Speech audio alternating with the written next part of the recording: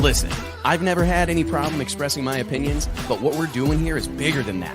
These are conversations that need to be had in an unfiltered way. Drag racing's all I've ever done. It's all I care to do.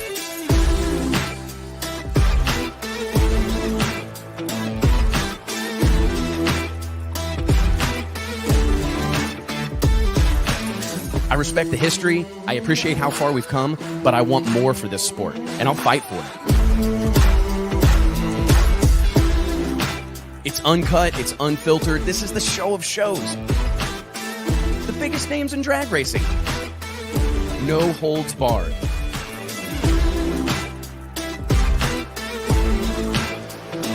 This is the great American motorsport. Drag racing. Prove me wrong. I'll wait.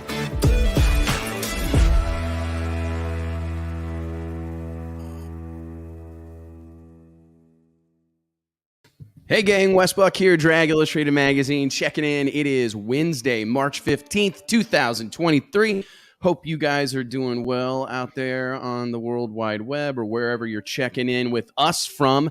If you're watching along on YouTube, please click like, click share, click subscribe, be a part of the movement here, help us spread the gospel of drag racing. If you're listening along on iTunes, Spotify, Google Play, wherever you consume your Drag Illustrated content, leave a comment, leave a review. Makes a huge difference. We really appreciate it. We're making a big push on this YouTube stuff. It's always been an interesting conundrum for us as a group to figure out the best way to spread our message and to share this stuff with you. And we're really settling into our home on YouTube. So thanks a bunch for being a part of it. We got a big show for you guys today, a couple of weeks removed from the biggest, richest pro mod drag race in the history of the known universe. You know what I'm talking about, the World Series of Pro Mod. 2 weeks ago, Bradenton Motorsports Park, we crowned our 2023 champion, Spencer Hyde. The man, the myth, the legend will join us in about 20 minutes or a little over. But before I get there, and after that, we'll actually hear from John Montecalvo, who won the inaugural Shameless Racing Mountain Motor Pro Stock Invitational down in Bradenton, Florida as well. He'll join us a little after the 3 o'clock hour. But before we get into that, let me welcome back to the show. It feels like it's been a minute. It's not been that long. My guys, Mike Carpenter, JT Hudson. What's up, boys? You doing good? What's up? I'll turn Man, good to be back. Is it? I think it's good. You said 2 weeks race. It seems like it's been 2 days. Yeah, that's accurate. I think I was keeping myself, I was telling this to JT this morning. I think I was keeping myself propped up in every imaginable way, mentally, emotionally, physically, all of last week, because I knew I still needed to go to the Gator Nationals. So I didn't let myself off the hook. But when I got home from the Gators on Saturday night late, I've been basically a zombie ever since, to be totally honest. Yeah, well, me and T had to go to Disney World, which is like a gauntlet, the parental gauntlet of Disney World right after World Series. So I only went one day. We're tough. We're some tough sons of bitches. I went one day, and it was just that was long enough for me to realize again how much I hated it. Listen to me real quick. The dude across the hall from my studio, I think is dead. This dude hasn't moved in over a half hour, more like 45 minutes right now. And I'm and I think I may need to do a live play-by-play of this for legal purposes. Because I'm telling you, I've been I've moved my desk. I've made all sorts of noise. I coughed. You need an air horn. Yeah, those. Dude, architectural drafting is hard. It will wear you out. So he might have just. I saw the picture a minute ago. He's got a full blown 3D rendering of a house on there. He's been working his ass off. I can't raise him. I'm take a picture and show us. I did. I took one earlier. Hold on. It's a little. I'm genuinely worried about this dude. Can you see this? Oh, nope. Wrong one. Wrong one. See, this guy hasn't moved. I'm telling you, I'm going to say he was pulling an all-nighter trying to get that done for Alicia. My wife thinks maybe he has kids at home or something, and he's just catching some Z's at the office. Could be. That's the only reason I come to the office. It's so funny, man. Oh, dude. What's up, Jimmy Dale in the house? The original, right? The small tire gangster himself. No, bro. I'm genuinely worried about this guy. And the guys in the office next, the guys cattywampus from me, as my pops would say, they're gathered in a circle watching him. you know, which is part of the struggle. Are they really? Oh yeah, like that's part of the struggle of being at a WeWork is that like lots of people can see what's up. You know, it's all nowhere to glass. hide. Hit your desk really hard. Nothing. Nothing. I mean, I'm worried about it, bro. Like, it's probably going to be funny right now, but in like a half hour when the EMTs get here, it's not going to be as fun. Did he go to a World Series of Pro Mod maybe? And he's still covering? That's what it is. Yeah, man. we were only in Florida for a month. Could have. Yeah, JT just got back. Well, listen, who wouldn't go back? Would you go back and do it again? I bet there's somebody in the green room right now that would go back and do it again. We'd go back. Right? Yeah. Dude, everybody that I've talked to, and I feel so flattered by this whole deal because everyone that I've talked to is like, oh, dude, can we just do it again this weekend? Can we just roll that back? And it to have, I don't know that, and this is full blown salesmanship. I admit it, right?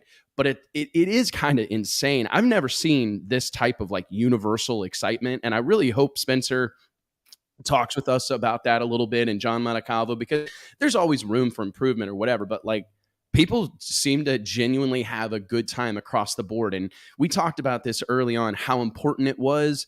It was so important, in my opinion, to make sure that we went as far as we possibly could, go to the extra mile to make sure that everybody had a good time, no matter win, lose, or draw, right? And it was funny because I think it was one night last week, I got a text from Spencer's dad, Peter Hyde, and he sent me a text. He said, hey, man, we had a ball, and I want you to know that whether we won the deal or D&Q'd or whatever, our feeling would be the same. We had an absolute blast.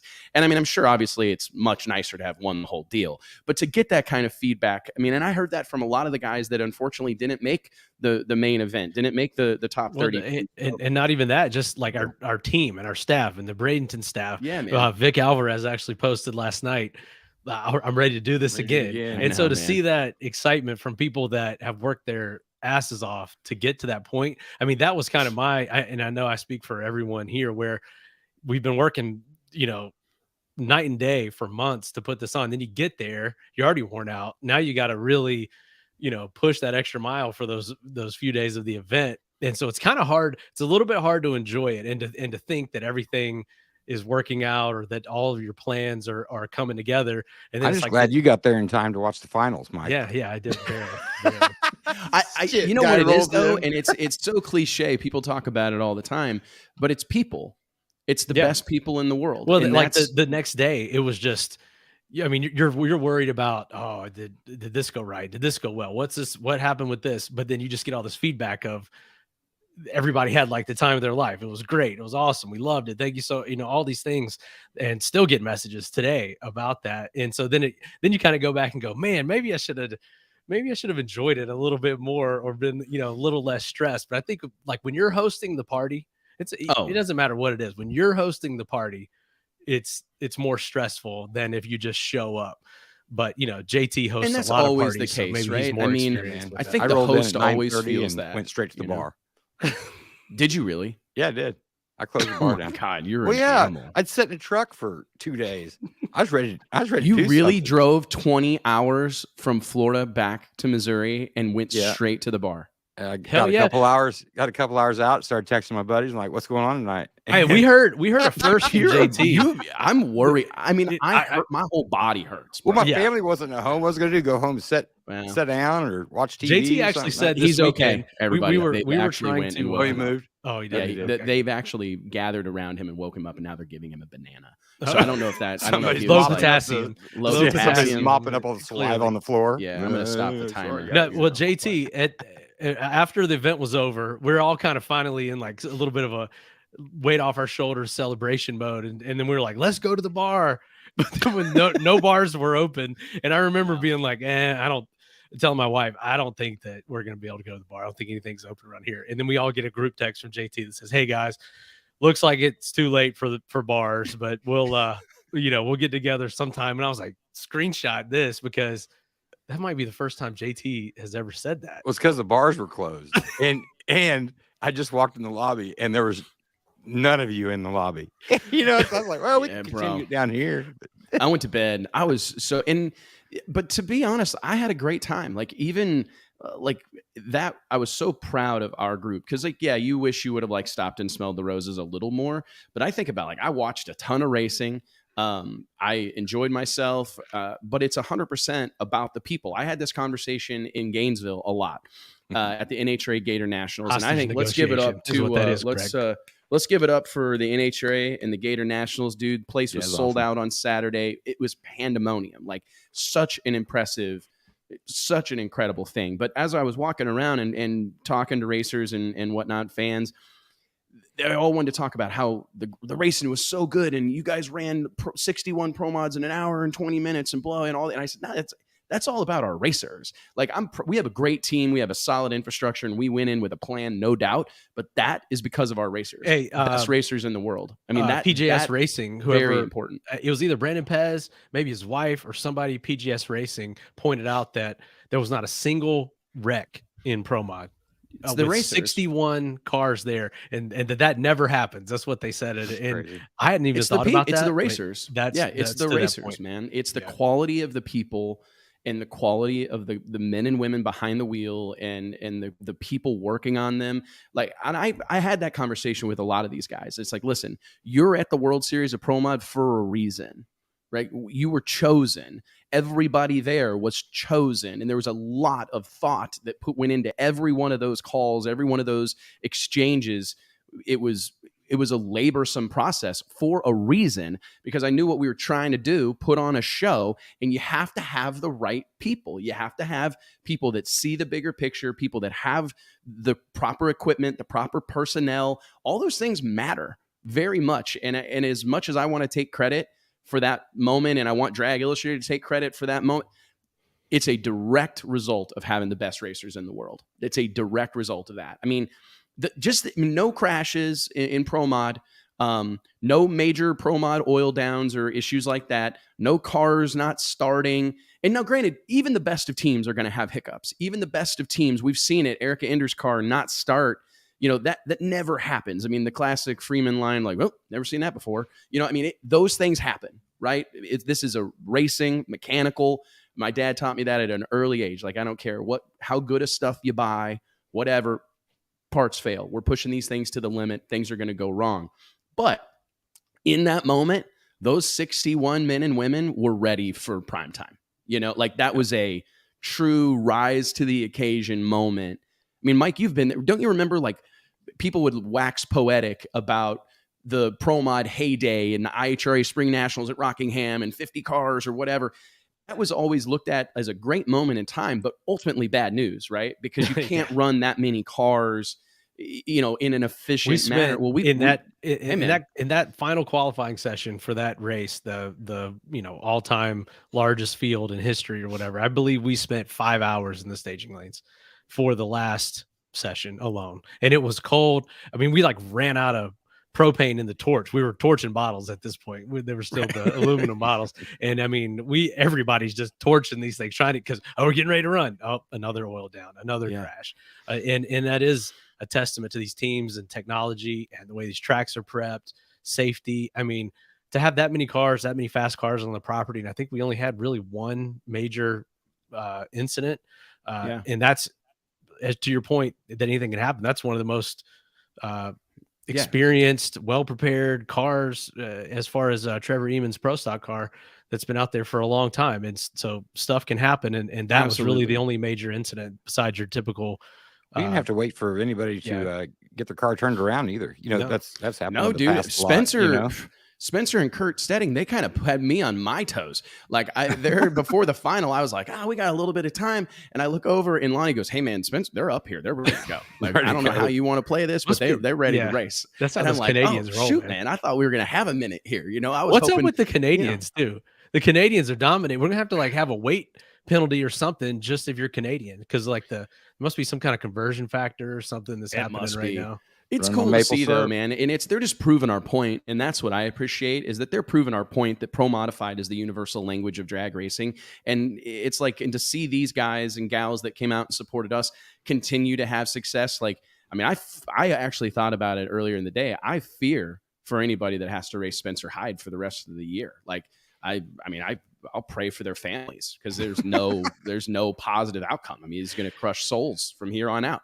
I can't imagine what Spencer's life's going to be. That was a star dominating performance. We call it. That's a star making turn. We would call that 100% in professional sports or in entertainment. And you take a guy that was at the end of the line that deserved an invite, but all things considered was one of our last invites, got in number 32 in the field, and then to go out there and set the low ET of eliminations in the final round. I thought I was going to quit my job if Wes didn't let him in.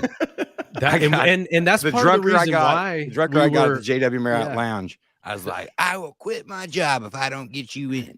And we've been looking for a good way to let JT off easy. So that's why we were thinking this might be how this may be the one. This may be how we get rid of him. Yeah. No, listen, it was hard there at the end because again, there's all these people that I think deserved it and belonged there. But it was also like I'm well aware that not everybody gets it. Like what really we're really trying to do. So when I see people that clearly do, I can't help but find a way to get them involved. And Spencer, I'm excited. And we got to say some of this for him, right? But yes, all right, Spencer, we're good. Let's just go ahead and bring Spencer on. Yeah, because I'm going to talk about him. Yeah. Spencer, what's up, dude? You 2 minutes early. That never happens. Do a big old introduction or anything? Okay, ladies and gentlemen, boys and girls, children of all ages, introducing the one, the only, the winner of 2023 World Series of Pro Mod, the biggest, richest Pro Mod race in the history of the known universe. Let's give it up for the icon, the most electric personality in drag racing today, Spencer Hyde. What's up, buddy? Damn. What? Where's the money? Shit. Where's the champagne? Where's the money? Man, the champagne is all still in my driver's seat. Sorry about that, bro. Yeah, sorry. No, that was fun. My 8-year-old son looked at me. He was in the winner's circle. He looked at me. He's like crazy, like, Dad, it got all in my eyes. Like something like we just blasted. Those girls asked if they could do champagne too, and Courtney's like, no. And I'm like, yeah, I think it'd be cool. Oh, dude, what a moment, right? Yeah. What a moment. That winner's circle. Hey, thanks for joining us, Spencer. I can't imagine your schedule now at this point after winning the big one. I'm sure you're extremely busy, but can you just take us through some of that? I know you've probably done your 65th interview by this point, so thanks for playing along. But can you kind of take us through your race day experience? Because again, sneak into the field, number 32. Actually, let's go to Q4. Let's talk about Q4 because I really believe that Q4 may go down as perhaps the most exciting, tension-filled round of qualifying in the history of pro modified drag racing. Like it was, an icon. I'm watching it as a fan and I'm going, dude, all these people are standing up here, like literally ready to celebrate just getting in the field. So can you take us through like your thoughts, feelings on the fourth round of qualifying, Spencer? Yeah, absolutely. First of all, I'm going to touch on Q1. We went at 369 in Q1, and looking at the weather forecast, I thought that was going to be not deep in the field, but I figured we'd be safe with a 69. Obviously, that was not even close to reality. So Q4, we almost didn't make Q4. We changed an engine right before Q4. We had the motor serviced after Q3. And Mark and I were reviewing the data, and he said something's wrong with this thing, like this engine. We put a new engine in between Q2 and Q3 because it hung the throttle against Bubba Stanton at the finish line in Q2. So we swapped engines Saturday morning, went out for Q3, and something was not right. We were having some issues, and Mark says, we got to change it. And I'm like, dude, it's 5:15. We're supposed to go at 6. Like, how? We don't even have a camshaft in the spare motor. Anyway, so... and we haven't checked anything after it hung the throttle open. So the guys ripped this thing out. I ran over I had no service on my phone, so I couldn't even check to see what pair we were. I ran over to Justin and I said, do you have the pairing sheet? He goes, yeah, your 23rd pair right lane. I'm like, okay. Run back. These guys are pulling the engine out, getting the other one ready. I finally get some service. The WhatsApp thing's coming in where, pairs 1 to 5 to the lanes, pairs 6 to 10 to the lanes, and we don't even have an engine in the car. And I can hear them start running pro mods. We still don't have an engine in the car. We finally, the guys get everything together. The engine's going in, and we're thrashing. Like even, I don't generally thrash on qualifying and race day. When we're testing, I'll get in there and help. But qualifying and race day, I kind of do my thing and let the guys do their thing. We're all thrashing. Justin even came over. He starts kind of cracking jokes. You could tell the tension was pretty high. And at this point, I knew the bump was going to be 68, 67 because it was getting so fast. And we were 68.7, I think. So anyways, they're running pro mods. We're buttoning this thing up. They're calling us to the lanes. We slam the thing together. Don't double check nothing. Like, I don't even think Broad lashed the valves, to be honest. He checked a couple of them and he's like, they're close. Slam the covers on. And we rolled it up there and got up there, kind of calmed down, relaxed a bit. And I don't know, we were 5 or 6 pairs out. And my parents were in the stands and my fiance, and they're texting me going, the bump's down to 68. I'm like, okay, well, that's probably us or real close to us. And then I heard Al Tucci say that we were on the bump and we were probably 5 pair back. And, I got the time slip app open and I can see guys going 65, 66, 67. And I'm like, oh man, this is all of a sudden gotten quite stressful. So anyways, we run it up to the starting line there and I knew we were going to have to go bottom 68 or high 67, which is something we should be able to do, but we've been struggling kind of all through qualifying. And we were fighting some stuff with the car. And anyways, it goes out and it goes 68.2, and I can hear Wes cheering on the radio, and I'm assuming we got in, but I really don't know. And I get out at the top end, and I don't know if it was Joe Costello or someone was down there and said, you bumped in on the last spot, on the 32nd spot. You bumped Brandon Snyder by a thou, and nobody else can bump in. And that in itself felt like a massive win to just qualify for this deal. And, getting invited was a win. And then to qualify I felt like we did what we came to do. We got into the show. And so anyways, all we wanted to do was celebrate Saturday night for getting in, and we thrashed so hard. And the boys just wanted to drink some cold beer. And who could blame them? I mean, bring Mike back in here. Mike, how crazy is that? I mean, do you hear that, dude? Like, that's bananas. Like the motor swap deal, all that insanity. But like, I don't know about you, but I could like cry tears of joy, because that's like the goal, is to like have it mean something. Like, we wanted the invitation to mean something, and you're like validating that for us. So thank you. And then we wanted qualifying to mean something. We wanted it to mean like that be the first victory number 1 for a team to get invited. Victory number 2 is to be there and qualify for the field, and kind of set up these incremental goals that will allow us to grow the event, bigger and bigger and bigger over time, because we're gonna pour into each one of those, right? We want it to be a huge deal to be invited, and we can build on that over the years. We want it to be a huge deal to have qualified for the World Series. I mean, I actually heard a sportscaster talk about this yesterday, how the NCAA March Madness tournament is unique in that there are so many victories to be had for a team, right? Yeah, like show getting so many selected. Getting in, like the selection show, like these colleges you've never heard of, cheering just to get in, which is great. Yes. And I think that is cool, Spencer, to talk about your team wanting to celebrate those, incremental victories of getting in. But then I'm glad they didn't celebrate too hard, and I'm glad JT probably stayed away from your pits so that you guys were able to carry over into Sunday. But the thing that stuck out to me that you said was, we're 23rd pair. How often do you hear that in a pro mod race? No kidding.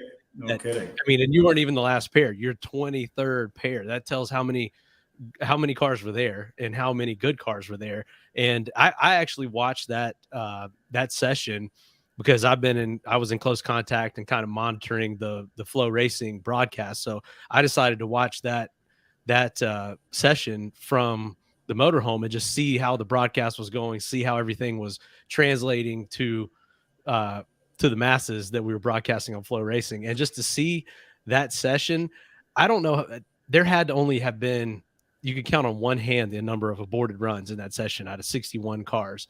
And a lot of people are saying that session alone was the greatest session of pro mod in history. So to be a part of that and to bump in with a couple of pairs left and not be able to be bumped out at that point and qualify 32nd, I mean, that right there sets you up for a great race day. No, I totally agree. And we weren't done. So we got back to the pits and we cracked a beer and everybody's pretty happy. And I walked by the car and I just happened to have my hand on the frame rail and I felt something sharp and I looked down, and the upper frame rail was cracked in half. From the strut cup back to the firewall, that upper frame rail was completely broken. So I'm just, and Wes, one of my main guys, he's standing there looking at it, and he's like, just so disappointed that he can't just keep drinking beer. We got to go back to work because he knows he's got to weld this thing all night. Yeah, so he, and man, it was bad to the point where like I didn't even know if we were going to be able to fix it. And anyways, again, Justin and his guys came over, and they're like, we got Molly in the trailer, like anything you need, trailer's open, use whatever you need. And Wes and my guys went to work, and they stayed up till 2:30 in the morning welding the chassis and patching it up, and they even had it painted in the morning. It looked pretty brand new again. This is stuff. I mean, I didn't know about this. Did you know about this? Yeah. No. I mean, this is all these things with 61 teams on the property. You know, it's hard to keep up with the story for each. That was one, like my biggest challenge, awesome. like because it was hard. I'm used to going. I mean, in fairness, I'm used to going to like, you know, an NHRA race and having like this small pocket of guys that I want to like communicate with, or, you know what I mean? Like in Gainesville, like it really wasn't that challenging to go see my 19 Pro Mod guys. You know what I mean? They were all pitted right here together. But like at our deal, holy moly, like you can't, it was so hard to like have extended interactions with all the teams. You know, and that's like why a party is important and why meetings are important, because it's like an opportunity to interface with everyone. But man, there's a lot of people there. Yeah, like I it's think I only crazy got to that I see didn't know everyone. this story. I got to see everyone on Thursday at the party, and that was it. Like, I don't think I really interacted or got to hear what was going on with each of these teams for the rest of the weekend. So Thursday, qualifying's over. Sunday morning comes, the car's fixed. 2:30 in the morning, Wes and gang are finishing up. They got this thing ready to rock. Even painted it. Which is badass. The whole situation is badass. What was your like mindset going into race day? Because the dream for this, and Mike and I, and like we got to give it up. John Sears deserves a Medal of Honor, a gold. Absolutely. I mean, because I'm so proud of those rules, and he backed me up when I wanted to cave. Like I would have racers in my ear, and I'd just get exhausted with fighting or whatever, and I'd be like, John, and he's like, no, stay strong, stay the course. Because the belief system for this whole thing has been, and I believe we proved it, we don't have to run 340s for it to be exciting. No. Like it's about close competition. It's not land speed that racing. Last session was proof positive of that. And the spread, what was the spread? Six numbers across 32 cars. 32 car field. Yeah, but 55 cars were within a tenth. Yeah, 55 cars within a tenth of a That's second. absolutely insane. And that's if you sit back and look at that. That's the money, right? That's where, I mean, I got chills, bro. Like that is the magic of this, because I know, and you know this, Spencer, and people, not everybody wants to talk about it, but Justin Elks told this story to Mike the other day. The difference between like going 365 and 359 is 4 football fields. Yeah, and it's not that all these guys, yourself included, aren't capable of doing that, but the approach, the narrowing of the window, how the odds of it actually making the trip go down exponentially, the odds of something bad happening or tearing something up goes up exponentially. And I'm not saying it's easy to go 367 or 369, but incredibly, that is a doable thing. Like there are a lot of teams that can run, and that, I mean, it's crazy for me. I grew up in the Midwest, dude. Cars that run 410 in the 8th mile are still really impressive where I'm from. Like that is flying. Like it's not at all lost on me how crazy it is what I'm saying. But like there's a lot of cars in the country, in the world, and teams that are capable of running mid-high 360s on repeat. And that is bad, and it's plenty fast enough.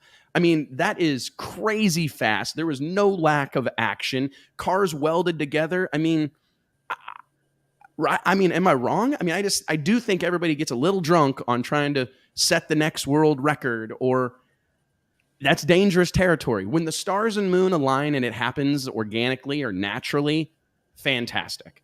But that can't be the all the time approach. It really can't, in my opinion. No, I agree. And they've kind of got that. The radio. Go ahead, Spencer. Sorry. Yeah, go, Spencer. The radio racing kind of got that way for a bit, and I'll admit I fell down the rabbit hole. I used to watch it and just wait for that long dong run. Like who's going to go and break into the 40s? True. Like, and it'd sit up for hours and watch it. And someone would go 365 and be like, whatever. Like I want to see a 50. And it's like, you sit back and think about it. And it's like 365 is a really good run on a tire that should be on a street truck. Like, I mean, it's insane. Right? Think about it. And you see those guys at those races walk away from the starting line after, kicking rocks. Yeah. You know what I'm saying? Like I've been to those races. I've been to Donald Long's races where a guy, Jason Lee, goes and runs 352 and is disappointed. Yeah. You know what I mean? Like, oh, damn, that was the session to run in the 4. It's like, no, dude, we cannot go that direction. Like there's a time and place for it. I really do think there are probably places where you can make it work. But it requires a different approach. But I was so proud of our rules because that, to me, was a step toward some sort of unified rule set, a step toward some sort of unified belief system across all these organizations and sanctions and series where it's like, hey, there's a lot of people who can operate in this window and we can preserve this class for a long time if we stay the course here, right? And focus on competition and great racing. And I mean, everything is better when the window's a little wider or a little more open. Well, like you were just saying about the radio stuff, or someone going out there and running a 40 or high 50 at night in the last qualifying session, but then you roll around for eliminations during the day and everybody's blowing the tires off or spinning them in radio racing. And I think that's what Wes and I mean, we share the common goal of focusing on eliminations and racing and tight racing. And that's what this rule set gave us. And we caught so much heat going into this and trying to balance all these combinations. I think this is why people stay away from this or split the classes, because it's so hard to do this. And I'm sure it's even harder to pull off across an entire season or series, an 8 or 10 race season that goes through multiple seasons of temperature and weather changes. But I was so proud of our tech team, of our rules team, of everyone, really. I mean, we could get into a whole shout out here of our entire team, but everyone with the conviction they had and seeing sort of the vision for how this race needed to be different than other pro mod races and even other pro mod races that are at Bradenton. I feel like Snowbirds kind of has its identity. End of the year, it probably has the best conditions. That's when you're going to see a lot of these home run hits. US Street Nationals, kind of the same thing. So we had to go into it with, how are we going to make this a little bit different? This is coming out. This is the third big pro mod race at Bradenton 3 months in a row. How is this going to be different? And that was our take on it. We're going to have the toughest field and the tightest racing that we can put together with all these combinations, and feel like everybody on the property genuinely had a chance to win it. Like literally had a car, had a combination that they could win with. So take us through Sunday, because where I was going with this whole rule thing was we wanted an environment where it was going to be all about the men and women behind the wheel. Like we're going to have to see race car drivers do race car driver shit. And we didn't want it to be a situation where someone came in and had a considerable performance advantage, right? We wanted it to be everybody's up on the wheel from the national anthem on. And dude, talk about Spencer got to Spencer was one of the first pair out. And I mentioned that to Wes, that in addition to everything else going on, being in the first pair out in eliminations on Sunday and having to get suited up and sit there and be ready and you fire up right when the national anthem is ending, which I think is one of the coolest things ever. And it's kind of an honor, but it throws a wrench in your preparation and your routine and everything else.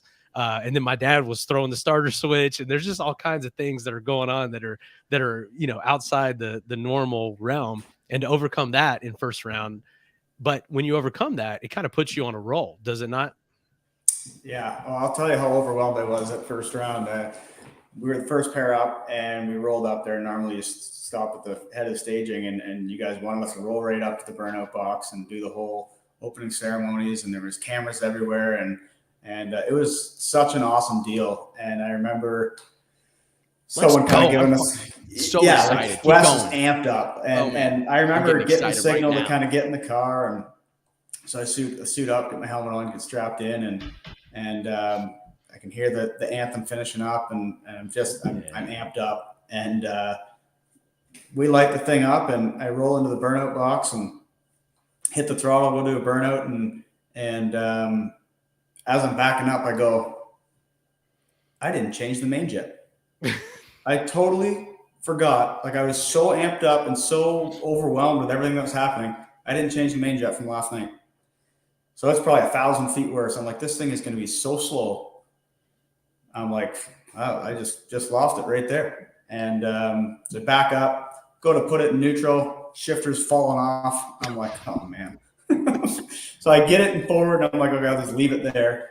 So the converter's getting hot. I'm like sitting there, and Tommy rolls in, and I roll in, and anyways, tree comes down. I let go of the button, and he's way out there, and I'm like, man, I don't think I was that late, and I didn't see the red light, and I wasn't looking at the scoreboard yet, and anyways, I follow him down the racetrack like, what a slow piece of shit, and get down there, and Wes comes on the radio, and he's like, good job, man, and I'm like, what do you mean? Did he red light? Like, that was horrible.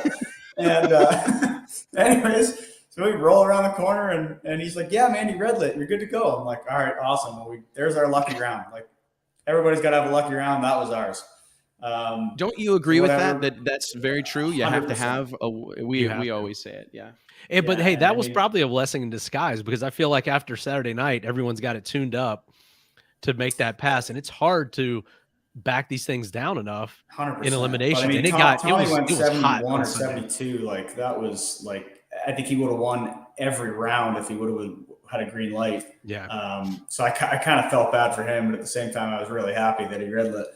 So anyways, we get back, and we're like hanging our heads. Like, we're happy we won the round, but we're like, what is going on with this thing? Anyways, Mark's looking at the data, and he's like, something is wrong with this car. And I think it's in the torque converter. Like, something's broken. So we pulled the transmission out, pulled the converter out. Sure enough, the stator cap, the bearing and everything on top was all smashed, and the stator was all banged up. And I'm like, okay, well, at least we found the problem. I'm like, it was also really fat, Mark. I forgot to change the pill. And he's looking at me like, how do you forget to do that? I'm like, I don't know, man.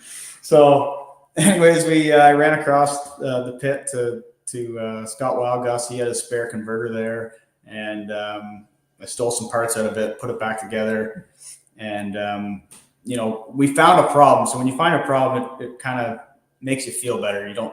We were chasing stuff all weekend, and we couldn't figure it out, and we strongly felt that this was the problem, and we finally found it. So anyways, we put the thing back together and go up for the chip trial. We got Eric Latino, fellow Canadian. I've raced him many times up here in Canada. And, we're just happy to be here. We want to beat him, but, if he moves on, great. If we move on, even better. But we're just excited. So Mark goes, what do you think we got to run? I said, I don't know. It's still hot. Probably 70, 71 is going to get it done, right? And anyways, I was a little off on that. There was a bunch of high 60s, but we rolled up there, and Eric forgot to let go of the button. He ran a 69, and we went 71, but got him on a hole shot. So and the car went 71, exactly what Mark said it was going to go. And I said, okay, we've got our hot rod back. Like, it's doing what we're telling it to do. And we got back. Everything looked good. There was nothing broken for once. And again, go up to the chip draw. We got Marcus Burt, and I'm going, oh man, okay, my whole shot days are over. They don't call him the Axeman for nothing. So go back. I'm like, Mark, we're gonna have to tune this thing up. He's like, all right, it's okay. I think we can make it go 66, 67. It's cooling down. Track's coming down. It's tightening up. I'm like, okay. So we go up there, and Marcus had lane choice. He put us in the right lane, which I hadn't run yet. And we finally weren't the first pair out, which was also kind of nice. And let go of the button. I think I was 26, and he was late. Like, I think he was 60 or something, which is very super not like uncharacteristic for him. Yeah. Right. So we ran down there, and he went 66. We went 67. The wind light come on. I'm pretty pumped up. Like, I thought, if there's anybody that's going to be really tough to beat, I mean, everybody's going to be tough, but Marcus Bird is a pretty badass guy, and he's usually very good on the tree. anyways, we get out and he comes over and shakes my hand. And he's like, man, I was nervous running you. I don't know why. I'm like, I don't know why either, man. I was nervous running you. So anyways, get back to the trailer again. Everything looks good. You know, some broken headers, some stuff, typical stuff we deal with, but go back up, chip draw, and it's Jason Harris. And that thing's been printing 364 slips all weekend. And I'm like, oh, man. Well, we've gone 3 rounds. It's further than I thought we were going to go. I'm really happy. We've proved to everybody that, you know, we can get down to the semifinals. Like, that's, you know, nothing to hang your head about. Let's just go out and run our race. Not even care who's in the other lane. And went up there again, and I caught an 011 light, and Mark picked it up another couple numbers. It went 65 to his 64 bracket car over there, and we got the win light again. And at that point, I was just like, this is surreal. And, you know, I kind of had a good feeling. I was like, you know what, maybe this is our day. Things are going our way, and I'm finally doing my job on the tree, and Mark's picking the car up every run, and the track's good. And so anyways, Kurt's setting for the final, and I'd never raced Kurt, and I've never got to race Todd Tutterow. I was supposed to run him second round, and last year in Virginia at the World Finals, and we thrashed again before that run, and had an oil line loose, and it leaked in the burnout, so I didn't get to run Todd. So anyways, cool for me just to be beside these guys and you know, get to run with them, especially for $100,000. I mean, that's pretty awesome stuff. So I said to Mark before I went up, I said, Canadian, right? Yeah, actually 140 to be honest. Oh, man. The exchange rate. This guy took me for, but you didn't. I have to pay you for hole shots and shit too. Yeah, three hole shots. Yeah. He wouldn't let me have those back. Nancy called him to pay him, and she calls me. She says, "Hey, Spencer says that we actually owe him $103,000." I'm like, "Yeah, whatever, pay him." He's waiting around. He's watching the exchange rate, and he's waiting for the exact moment when it's at the right, at the highest point, and then he wants his check. So did you and Kurt have any like exchanges before? Because you said a couple things that I find interesting, and that are things that I think we all have to like keep in mind as we move forward. Like that first round before E1, like all of that calamity. I try to preach this a lot, but like all the cameras and microphones, that stuff adds a lot. Like adds a lot of sizzle. Like the camera boom, you know what I mean? That CBS and Masters Entertainment had over there. Like, you know, the guys, you know, Flow Racing did a phenomenal job. I mean, I think they knocked it out of the park, awesome. Man. Awesome. Flow Racing crushed it. But I mean, Don O'Neill and Courtney running around and camera guys everywhere, like all that stuff adds to it and kind of helps create this moment. Can you tell us about like, was there any like conversation between you and Kurt before the final round? I mean, obviously Kurt's like a world-class dude, like an all-round, like all-time great guy.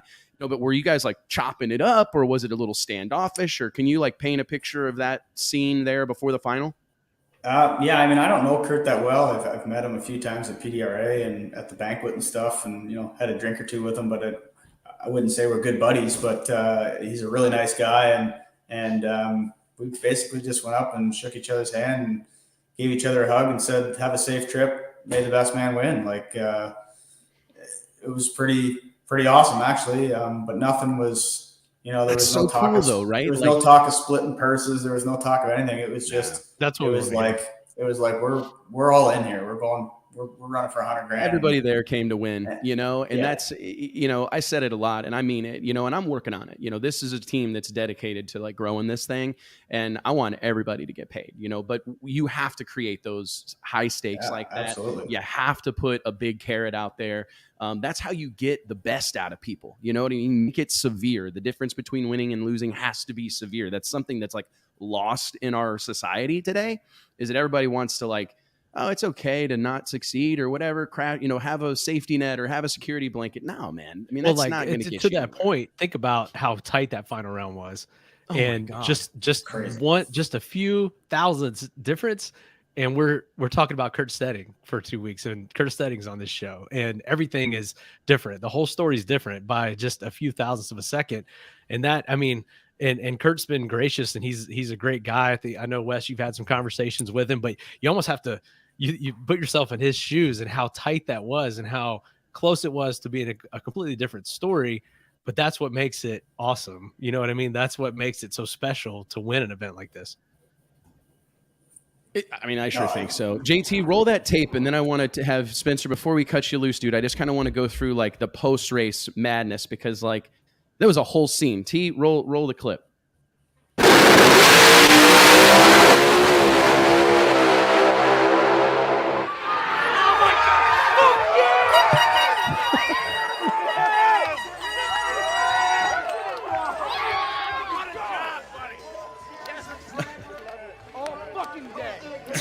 I was turned. That's my favorite part right there.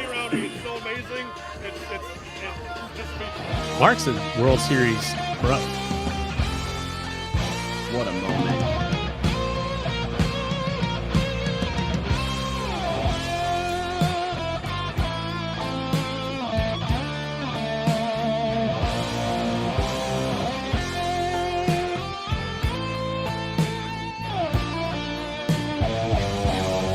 Hot rod is wrecked, bro. Sorry, y'all are gonna be cleaning that for a little while. Yeah, so I have some your fire spots. suit. Oh my gosh! So tell me, take us through like that whole scene, because you don't get, as a driver, you're in the car, and I talk to people all the time about, unless you've been on that golf cart ride to the top end, right? Like that's a special thing, and that starting line celebration, and it is a really weird thing that I don't think happened in many other sports, right? Because if you make the three, to win the NCAA, like all your teammates are right there. It's an immediate, everybody's sprinting onto the court and tackling you and high five. It's this, but there's this odd like delayed reaction or multiple kind of moments of it. So on the starting line, you saw it. Your dad is like beside himself. Like It was so cool.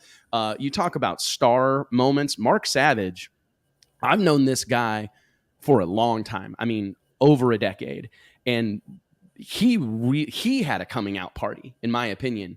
Personally, as a crew chief and a tuner, he's been a guy that I think's kind of operated in the shadow of other big figures for a long time. Like, I think when I first met him, he was working for Al Billis, and, he's operated, it's like, what do they say? Standing on the shoulders of giants. Like he's been around a lot of really smart people, but to see him kind of reminds me that our sport's in super good hands. Like there's a whole new generation, yourself included, of drivers but talented tuners and crew chiefs. So he's losing his mind, talking to the TV cameras. People are like falling down. That level of emotion, it's been a long time since I've seen that at a race. Maybe never. I'm not sure. Can you tell us what it was like on the big end when it kind of happened all over again? Yeah, I mean, like you said, it's a long wait to get to see your team, especially when they're celebrating on the starting line like that. But thankfully, there was a few guys down there, and Joe Costello grabbed me right away at the top end and did a little top end interview, which was cool, new to me. So that was neat. And then Melanie ran right behind us, and she won as well. So she was down there pretty shortly after, and I've known Melanie since I was, 14 years old. So we're longtime pals. So that was pretty cool. I got to celebrate with her down there and her win as well. That was a pretty cool moment for us. And Kyle Harris, a fellow Canadian top dragster guy, he was parked right down by the scale. So he was down there right away and got to celebrate with those guys before my team got there. But I'm so happy that there was so much video footage, because to see the raw emotion from my team at the starting line is just, makes it all worth it. I'm kind of getting emotional right now myself. It was just, the whole thing was really cool. And just keep reliving it over and over, and can't believe you and me both, man. I mean, that's what it's so hard, these things, but creating memorable experience. We talked about this before the event. We'll talk about it after. But anybody that ever puts on a race, throws a party, whatever you do, like I say this a lot and I mean it. People don't remember what happened. They don't remember what you told them. They remember how they felt. And that, making sure that you had that moment, that was our ultimate goal for whomever won that race, to never, ever forget how it felt. And for all the people that are in your orbit, right? Your obviously your closest family and friends and whatnot, your team, but just everybody that's even remotely connected to you, to have felt it to some extent.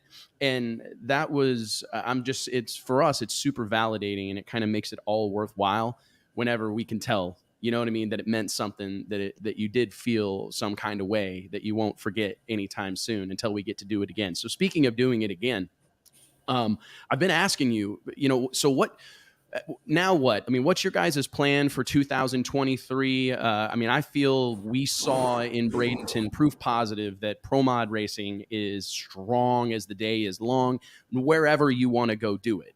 There's plenty of places to race right now, growing options as far as racing. So what are your plans for 2023, Spencer, for the rest of the season? We're gonna start off running the PDRA. We're gonna run the first 4 events with them. Then the August one that's in Martin, Michigan, I've committed to running Peyton's fuel car in Grand Bend, my home track.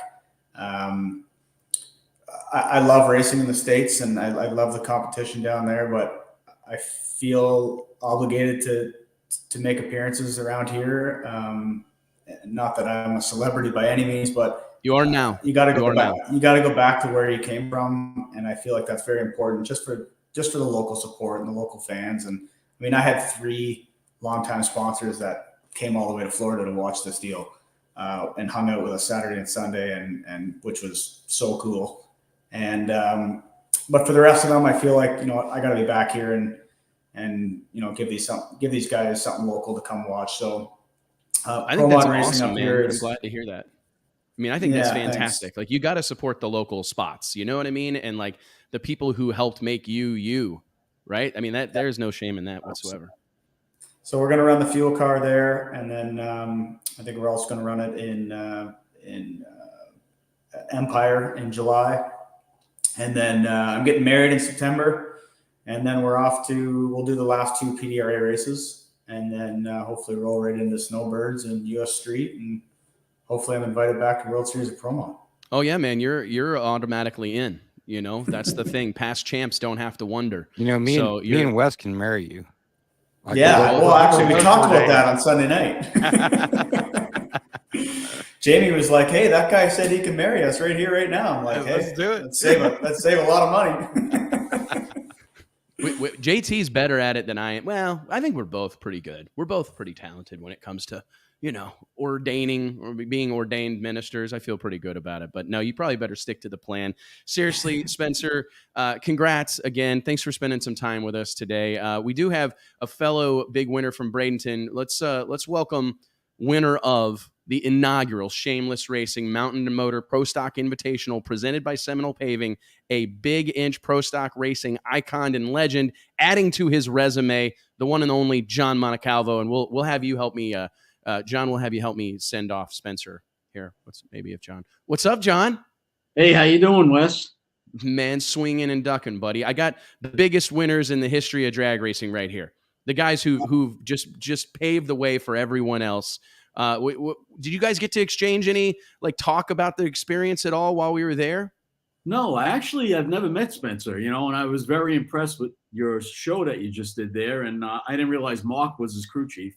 Mark is quite a guy, going back, like you said, to the Al Billis days. And he up until this point, I don't think he's got the credit that he deserves. He's phenomenal. And obviously, Spencer knows how to drive a race car. To go from number 32 to number 1 and take that $100,000, I think you did pretty good out there. Thanks, John. I appreciate it. You guys did a hell of a job too. So I remember you coming to Grand Bend with IHRA running Mountain Motor and watching you guys up there when I was a kid. So we really miss Grand Bend. That was one of our favorite spots. And I know you mentioned going up to New York to the Patrick's track up there. We missed that place too. That place used to pack them in all the time. That's Empire, right? Nice job. Yeah. The place looks great. I'm gonna try to. I just wrote it down. What is it? There's a Northeast Outlaw Pro Mod race there. When are you gonna go, Spencer?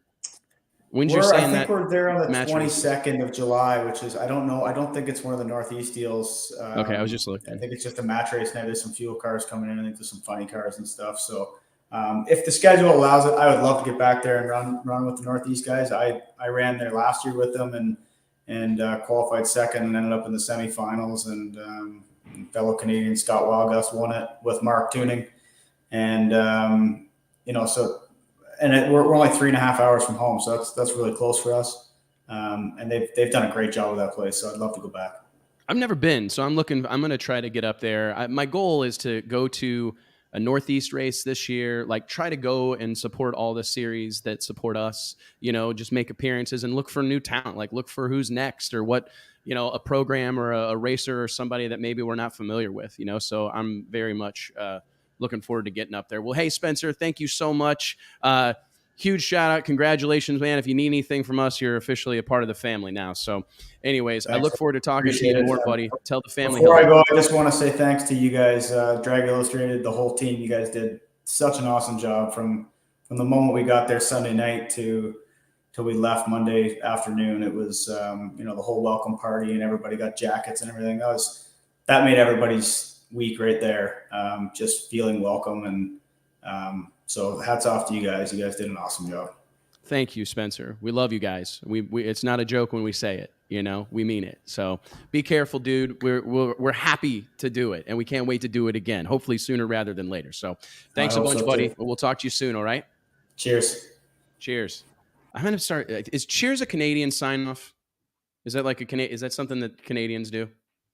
I'm going to start using it. I think I'm going to start saying cheers more often. Anyways, ladies and gentlemen, John, I'm sorry we're a little bit running behind here. Mike and JT are around here somewhere. But, what a weekend you guys had. I don't know if you are feeling what I have felt about Mountain Motor Pro Stock the last really year, personally.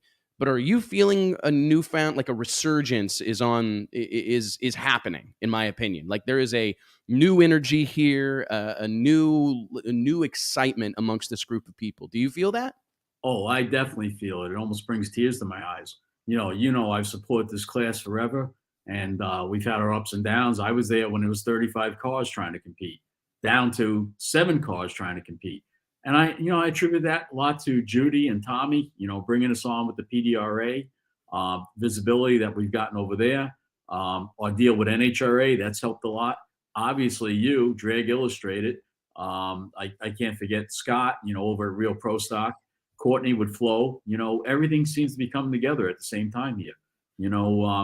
Look at the young talent that we got coming in, Alan Drinkwater, the Reese boys, they're going to have 3 cars by the end of the year. It's incredible what's happening. I'm really, really excited about the class. I feel it's in the best shape it's been in probably 7 or 8 years. I would agree with that wholeheartedly. And I got to say that it becomes it is a cliche, but it really is about the people. Like you guys have there's a great community of people that are involved with the class right now. And I think the magic starts to happen when you kind of get everyone to buy in. Like, okay, we're all here. Now we need to work together for the greater good. And obviously you're going to have moments where, personal agendas or business agendas don't line up or whatever. But if you can try to find a way forward that serves the greater goal, awesome stuff starts to happen. And I think that's what we're seeing with Mountain Motor Pro Stock right now. I was genuinely concerned, honestly, that the NHRA exhibition series was going to hurt when you've got a small inventory, you have to be weary of giving people too many options or dividing people or creating where people take sides. It's a tough deal, but I think the community has really rallied around the class. The group has said, hey, we got to support all these deals. We got to make sure wherever we have places to race, they're successful. And man, the proof's in the pudding. I mean, for me personally, it felt good to see. I know this has been a big headline, but seeing Richard Freeman and Erica Enders alongside yourself, Trevor Eamon, Alan Drinkwater, Chris Powers, like those are great moments where a high tide lifts all boats. And I think it was even more important. I got to be careful. I mean, Richard probably beat me up, but it was good to see them not come down there and win. As much as I want them to have all the success in the world, I think it could have been perhaps interpreted negatively, right? Like these guys from the NHRA come in and clean house, and they certainly ran well. They've got great equipment for sure, but it was nice to see the Mountain Motor Pro Stock fraternity kind of stand their ground, right? And say, hey, no, we welcome come one, come all, but we're not going to go down without a fight, And it was just to see you do it in Roy Hill's Mustang, like what a moment, right? Yeah, definitely. I agree with you that, everybody is on the same page in Mountain Motor Pro Stock right now. You know, we all agree that we have a way to go with this class, but we're all focused on bringing it to the next level. And certainly having Richard and Erica in is part of that deal. You know, the exposure that they bring more prominence to the class. And I could see some of the other guys switching over there and switching back and forth. Anytime I've ever gone to a 500-inch race, I've heard from, I don't know, several people there. I want to drive a mountain motor car. I want to drive a mountain motor car. Well, Richard's going to make it so that they can now. I think it's going to be a good deal. I do too. And it's, for me, it's all about like kind of getting in where you fit in. Right. And there's an avenue, I think, for a lot of racers that want to race at a professional level, want to race heads up, want to drive a pro stock car, but maybe can't commit to 22 events or 18 events. Because it's one thing to commit to a full NHRA schedule. People oftentimes fail to realize if you're going to be good and if you're competitive, you can't just show up and race. You're going to have to go test. You're going to have to practice. You're going to have to make 18 events. If you're trying to be successful, you're going to be behind the wheel more like 20, 22 times a year. The next thing you know, your whole half your year's wrapped up racing. If you're running a business, or trying to do anything else, that's a big bite. So I think that whether it's with PDRA Extreme Pro Stock or whether it's with the NHRA Exhibition Series and whatever that, becomes over the course of the next few years, this Mountain Motor Pro Stock is going to become, or already is, a fantastic option. Right? I mean, I think about some of the money that is spent in Top Sportsman and Comp Eliminator, and God, we got to have those classes and we want them to be successful. But when you look at some of the operations and investments in those pit areas, John, those guys could definitely go Mountain Motor Pro Stock racing. Positively. That's where, when I first started with this Mountain Motor Pro Stock stuff, I had an option. It was basically, I couldn't run 500-inch. There wasn't any engine programs out there for me at the time. And not only that, I didn't want to run that many races. So I looked at Comp Eliminator, and actually Scott Shafroff was the one that talked me into running Mountain Motor Pro Stock. He said, why would you want to do that? Go to IHRA. You get treated like a pro. You get parked on the asphalt, et cetera, et cetera. And here I am. So I could see history repeating itself. Some of these guys that are running Comp, some of the guys that are running Top Sportsman, they're definitely going to jump over and run Mountain Motor Pro Stock, especially if it becomes a little bit easier for them to do it. Right, via the rental programs we were just talking about. I mean, and that's, I don't know that folks totally understand the thought process behind Elite Motorsports getting involved in Mountain Motor Pro Stock. I mean, of course, they want to race and be competitive and all these things, but they got plenty of racing to do. They saw it as a business opportunity where, hey, this is something that we could perhaps grow. We have limited. I mean, I think they're fielding like 8 NHRA Pro Stock cars right now, which is a monstrous, undertaking that I don't know that they really want to expand. But Mountain Motor Pro Stock is something that they can offer like as the next product offering. You know what I mean? Like if you're a software company and you've got accounting stuff, and now you're going to start offering, a CRM or whatever your next business, whatever your next product line is. And I think that's how Elite sees it. They see the writing on the wall. There's a lot of interest here. And to your point earlier, Rick Jones, multiple people have told me the funnest door car to drive is a Mountain Motor Pro Stock. Like as far as like a thrill, that's the spot. So anyways, I'm curious, can you just take us through your weekend at the World Series of Pro Mod and competing in the inaugural Mountain Motor Pro Stock Invitational? Obviously, killer field of cars, very competitive, tons of hitters, great just excitement and energy around what was happening. You guys lived up to the occasion and then some, like great racing, phenomenal. But can you take us through like your personal journey? Because it's been your racing life has changed recently. I mean, you fielded your own team for many, many moons as long as I've known you. Kind of looked like you were maybe going to take a step back. There were many of us that were genuinely concerned about that because John Montecalvo, not drag racing, sucks. So we were all worried.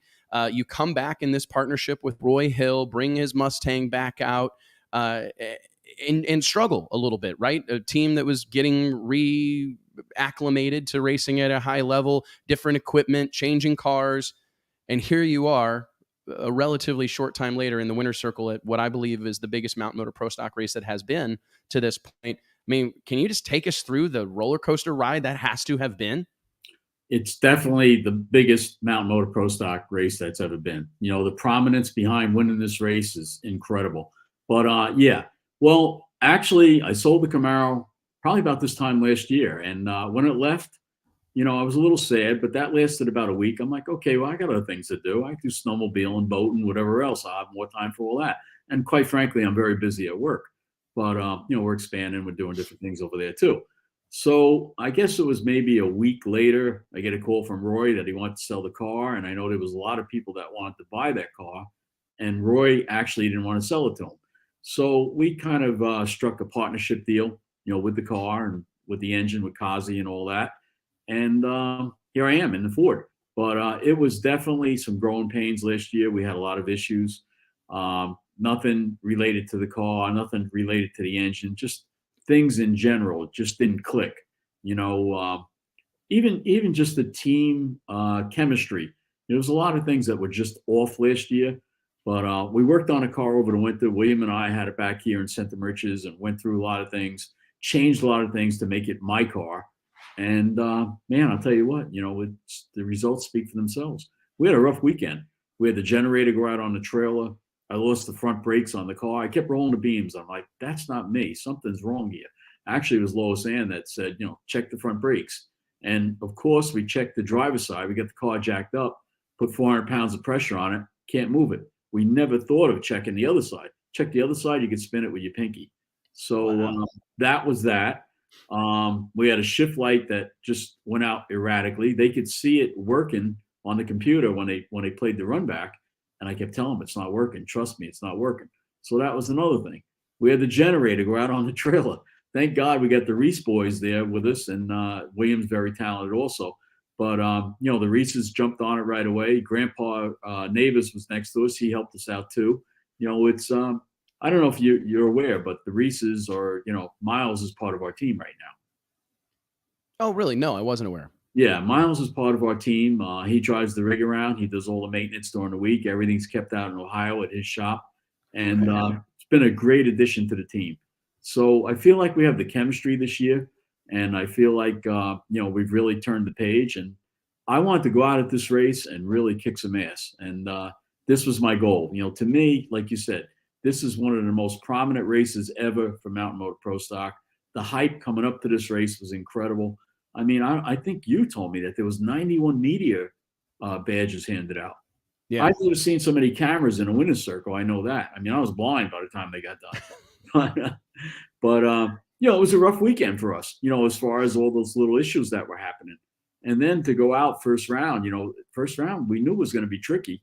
We had Tommy Lee, my, adversary back in the IHRA days. Little story there, everybody was trying to get in the 50s at one time. Back in the day, we were trying to run 650s, and I did it at a test session. It was actually Bobby Bennett did a great story on it. It was me and Chris Holbrook. We found out that Chris was going to Darlington, so we ran down there real quick. And it was one thing after another, but you'd have to see the story. Chris broke his wheelie bars. I got to make the run. But anyway, back in the day, I got the credit for being first in the 650s, and it really wasn't me. It was Tommy Lee. Tommy Lee did it officially at IHRA. I only did it at a test session. So anyway, Tommy and I go way back, good buddies. Was my former crew chief. We won a lot of races. Yeah. There's a lot of pressure on that first round. There's always pressure on the first round, but especially that. And, Mize told me, be prepared for anything. We don't know what's going to happen out there. We don't know what lane he's going to give us. We got the left lane, which I felt for first round was definitely the better lane. I was surprised Tommy gave it to us. But, it was definitely a pedal fest. I got to say, I don't, not to brag, but I don't think I've ever lost a pedal fest. So I felt pretty good out there. We got by that one. Next, we had Rick Kalka. That guy was one of the most consistent cars out there. And, you just you don't know what he's going to do because he can go fast. They've got good power over there. I was really impressed with their performance. I think that to come out like from having, not been out consistently, to kind of knock the dust off in that fashion was really impressive in my opinion. I mean, I think that nothing to hang their head about. No, he was probably one of the most consistent cars there. I mean, from test runs on, he was like straight on an arrow every run. And they got a good team over there. Richard Otwell's a great guy. You got Jeff Owen over there, Scott Benham. They got a good team. So I was really worried about that run too. I mean, every run I had, there was no gimmies, that's for sure. then of course, Johnny, third round, we all know Johnny, he's going to cut your eyes out on. So just by him was a feat. So it was a tough day. And of course, my buddy Elijah in the final. What a deal, right? I mean, and it was, for me, I felt like what a just fitting end to the day to see two of these titans of Mountain Motor Pro Stock going head to head for all the marbles. Just great drag racing throughout the deal. And again, just a perfect marriage, in my opinion, to our Pro Mod show. Just high-end door cars that have their own look, sound, identity. That was really important to us as we were like building this whole thing out, is I didn't want anything else on the property that could be confused for a Pro Mod car, right? I wanted them to have their own identities. And Pro Stock just hood scoops and throaty. Even my wife, who has been around this stuff a lot, she came up to me on the starting line Saturday. It was during Mountain Motor Pro Stock qualifying, and she goes, "Man, I like the way these cars sound." And I'm like, "I know why I married you." Like, like even you get it, because they do. They have a distinct sound and perfect complement to the whole deal, to be honest. I'm blown away. I can't wait to see what's next for this group of people. And I was going to ask you that, considering obviously off to a fast start, what does 2023 look like for you and the Roy Hills Drag Racing School Pro Stock Mustang? We're going to take it one race at a time. I'm really looking forward to Galat. And after that, I'm not really sure where we're headed. We're going to do probably 4 NHRA races, bounce back and forth between NHRA and PDRA. And that's hard for me to do, quite honestly. Because I really want to run for a championship, but I also want to go out and have fun. So it's a toss-up between, we might end up staying with PDRA. Let's see how Galat goes. You never know how that's going to go. We can go out and win Galat and like, all right, I'm all in. I'm going for a championship here. But right now, I think that's the way a lot of people start the seasons, Mike. Like, and it's hard because that's something that we're like balancing right now and I hope people understand that it's not lost on us, the challenge that comes putting on these events week in and week out. Like what NHRA does, what PDRA does, NMCA does, Midwest does, doing dozens and dozens of races or even 6 to 8 a year is a huge undertaking. But I think a lot of teams start the season with that exact same mentality when it's like, hey, let's go see how the first race goes. And if we do well, let's contend for a championship. But do you think, John, and I'm just curious your perspective, I think that's something that is lost in our whole sport right now, what you said. And what I think we reminded people of is this is supposed to be fun. Yeah, and it's serious business. It's expensive. It's hard. It's all these things, right? No doubt. But we are choosing to do it. So we may as well have fun doing it, it seems to me. Right. And I think that that's what happens in all these things, that the joy involved slowly deteriorates. Yeah. And so I think it becomes a job. Yeah. And I think that's what happens with this chasing the championship points and everything. It kind of becomes a grind. And that's something that we focused on with our race as well. And like you said, it's easier to refocus on that joy and have fun when it's one race versus 8 or 10. So it's kind of two different approaches. But as somebody who's done it, or go ahead, Mike. Yeah. Is there's no probably more odd couple to me than you and Uncle Roy Hill. Yes. So what did Roy say about you winning World Series of Pro Mod? And what's your relationship with him and what's the dynamic there? Like who's, as far as choosing where you guys run the rest of the year, how involved are you guys with that? And how are you making those decisions? Basically, it's my deal. I'm going to run wherever I feel like running. Roy supports me no matter what I want to do. He's been good. He kind of stays in the background, which I'm really kind of surprised at that. But yeah, he's in the background. If I need him, he's there. I could call him. He's helped me out with parts and tires and stuff like that. When we had some issues last year, he offered his advice as far as what was going on.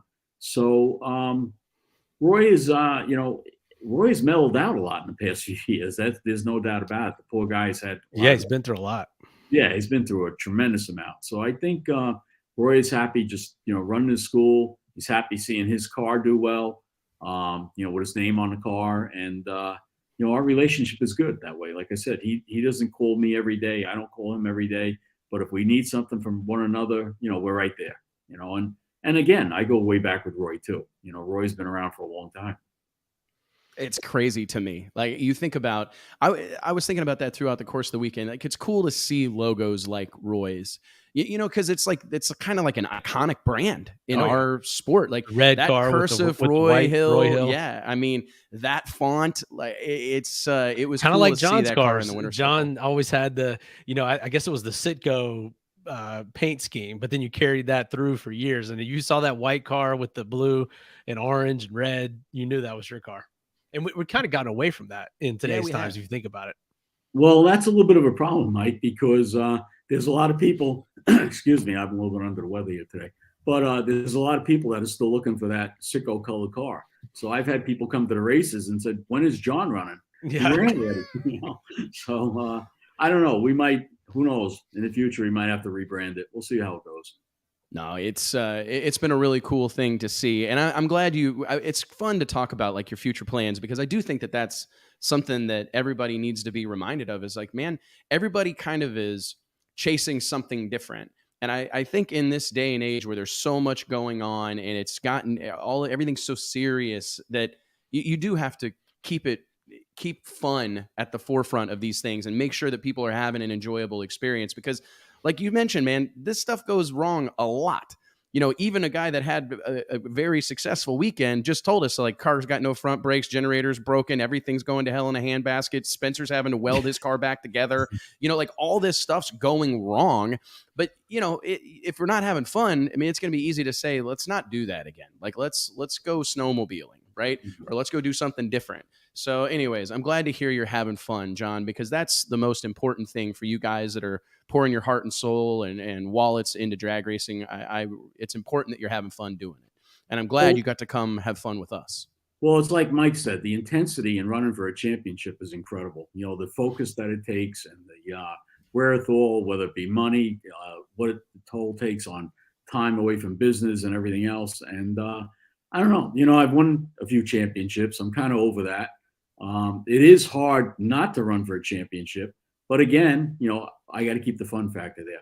I never been to Denver. Looking forward to going there. You know, I want to go to places I haven't been, and that's going to be the story for this year. At least I think that's going to be the story. We'll see how Galak goes. Oh, dude, you know exactly what's going to happen. He's going to go there and club everybody like baby seals and be competing for the PDRA Extreme Pro Stock World Championship. That's exactly what's going to happen. John, Thank you so much for joining us, buddy. Congratulations. It was great to see you and the better half, your whole team at Bradenton, and I hope we get to do it again soon, brother. Thank you, and congratulations on all your success. Thank you so much for putting us out there. You know, I think Mountain Motor Pro Stock got a lot of recognition, and it's gotten, you know, it hasn't got that recognition through the years, hasn't got the respect that, you know, it earned at your race. And your staff, you know, Mike, JT, everybody, Alicia, you guys just knocked it right out of the park. I mean, you couldn't have done it any better than what you did. The race flowed very smooth. Everything was orderly. It was just picture perfect. Wow. Appreciate that, John. Thanks, John. Seriously, man, you gave me chills. I mean, that's the goal. And I'm telling you guys, this is how it can be. You know, I said that a lot during the course of our event, but this is how it can be. It can be like this all the time. So thank you for your support, man. It's not lost on us that you drove all the way down there and spent all sorts of money to be a part of it. So thank you. It really does mean the world to us. And we'll do it again. Don't you worry. We're going to do it again. So thank you. Thanks, John. Take care, buddy.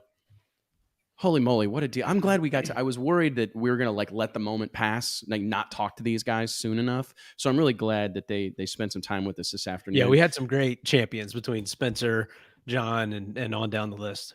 And we're going to have to spend some, because I think everybody really contributed in a big way. Like the whole cast of characters that were involved with the World Series from Pro Mod to Super Pro.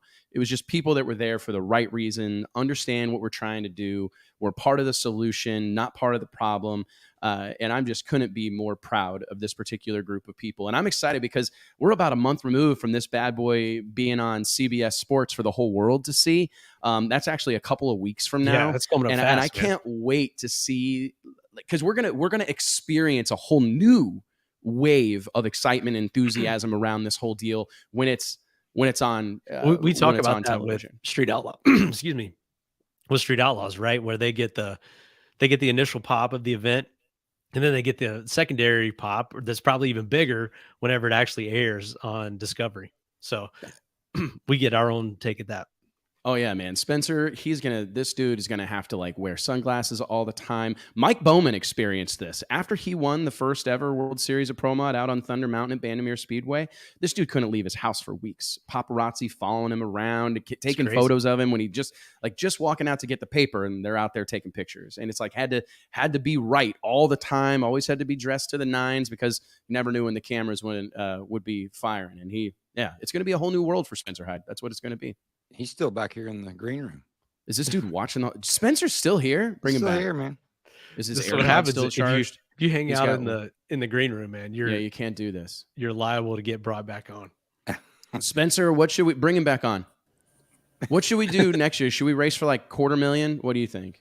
What do you think? Is that, or should we? What do you want to do next year? What do you think the rules should be for Canadian pro mod racers? Like, we got to start addressing. Yeah, we're gonna need that belt back. In the U.S. I don't know. We could race for $500 and I'd come back. But my man, he's after my heart right now.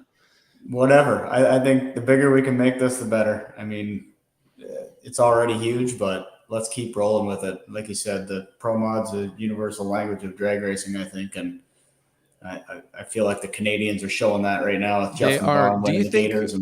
I had multiple people tell me at the Gator Nationals, people that drove Top Fuel cars and funny cars, and that whole meme circulated, and everybody gets like in their feels. It's fun. Everybody lighten up. We're not trying. It's comparing apples and oranges. Jeez Louise. We're just saying apples and steak. Oh yeah, apples and steak. I'd rather have apples all year, Wes. Right, all year.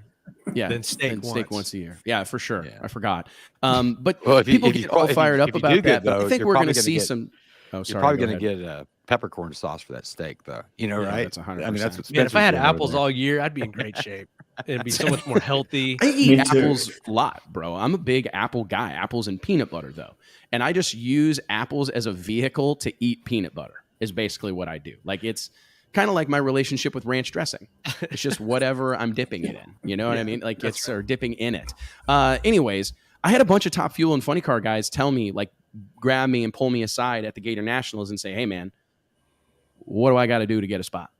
And it was exciting because I recognize, these are people that get it, that understand, right? That what we're trying to do, because I personally don't. Do you think that adds to it, Spencer, as someone who just won it? Would it be increasingly exciting for you in 2024 to like see Antron Brown in the lanes or Justin Ashley in the lanes, well knowing that, no, they don't have the resume and pro mod that like Todd Tutterow does or whatever. We're going to have to be obviously mindful of the movement and shuffling people around, because you don't want a guy who 100% supports pro mod and is there all the time to be on the outside looking in to make room for one of those guys. But let's be honest, high tide lifts all boats. You bring some of these nitro guys in. Do you see that as a victory? I mean, is that exciting to you, Spencer? Absolutely. The fact that these guys are, on the biggest stage, the NHRA, and they're wanting to come to your race, I think is, a feather in your cap. And as a driver, I mean, I would love to line up against Antron Brown or Clay Milliken or, Ron Capps sent me a message afterwards and said, "Hey, good job, man. I'm proud of you." That is awesome. That's pretty cool. I've been a huge Ron Capps fan for years. I was sponsored by Napa. I was going to say Team Napa.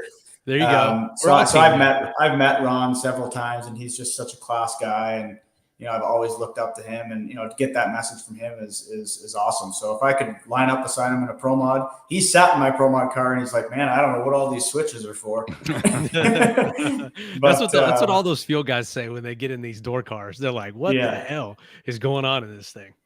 Yeah, no, it's well. I mean, and cool. So and this is, I think, something that, listen, it is what it is. But I'll tell you this right now, and it may piss somebody off, but I had 2 opportunities to put high profile championship contending or have won championship Top Fuel and funny car guys in pro mods for World Series this year.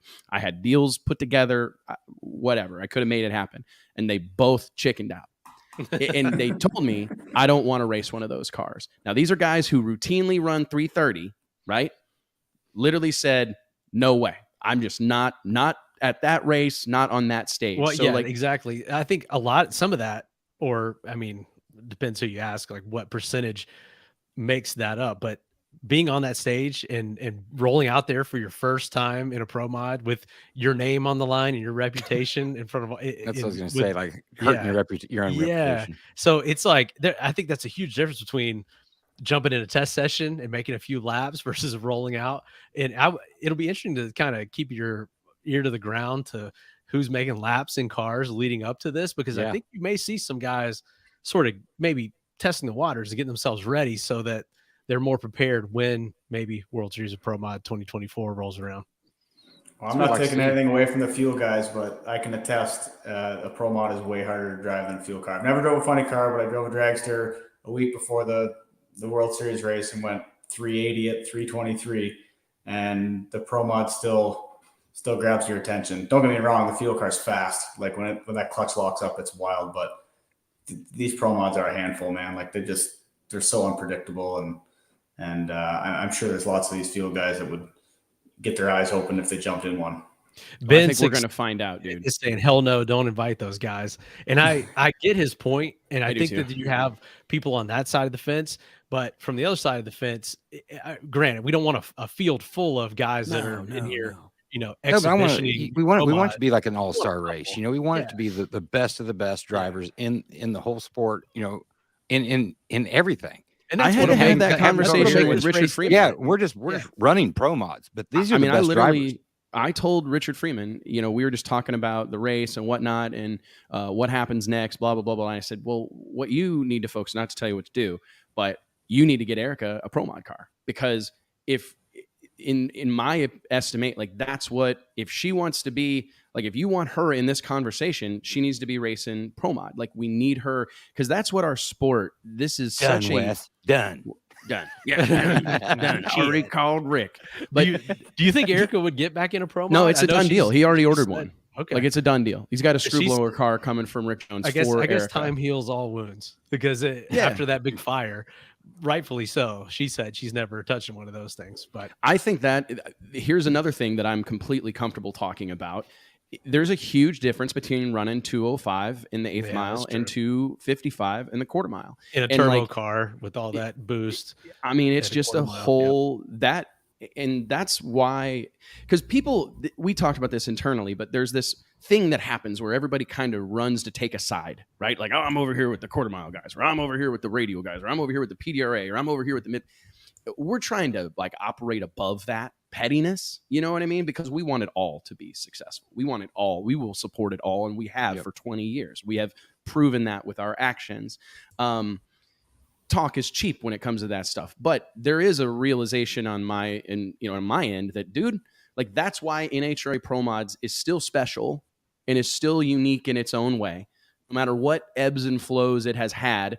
Man, running 260 mile an hour in a door car at 2,700 pounds, 2,750 pounds, like this sketchy is not for the faint of heart, But I do think what we're doing and what we're creating a pocket or a community in drag racing where there's a lot of people, it's accessible. Like to your point, Mike, I think Erica is going to be a lot more comfortable in that eighth mile screw blower deal, than a 260 mile an hour car and turbo quarter mile car. So anyways, I'm excited to have some of that. I don't want all of this.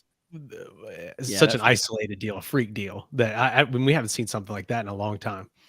No, and hopefully we never see anything like that again. Knock on wood. I mean, that was the other thing that I was super proud of with our event, was just that I had a conversation earlier today, and it's you got to look these people in the eyes, and you develop relationships with their families, right? Like Peter, Hyde, and I barely know each other, but like after the race we had on the starting line Sunday night, like this is my dog, you know what I mean? Like this is my guy now. And I met him Thursday night at the party, man. Right. He's awesome. I did too for a little bit, but you think about that, like afterwards, it's his son. We got to keep these guys safe. Beer, I'm trying to have a serious talk, and you're just going to completely derail. Oh, sorry. Go ahead. No, I'm just joking. Raise your hand. No, I'll raise my hand next time I want to talk. Your dad was looking fly at the party Thursday night, though. Is that a go-to move for Peter? Shirt unbuttoned as soon as possible? Yeah, he's always dressed up.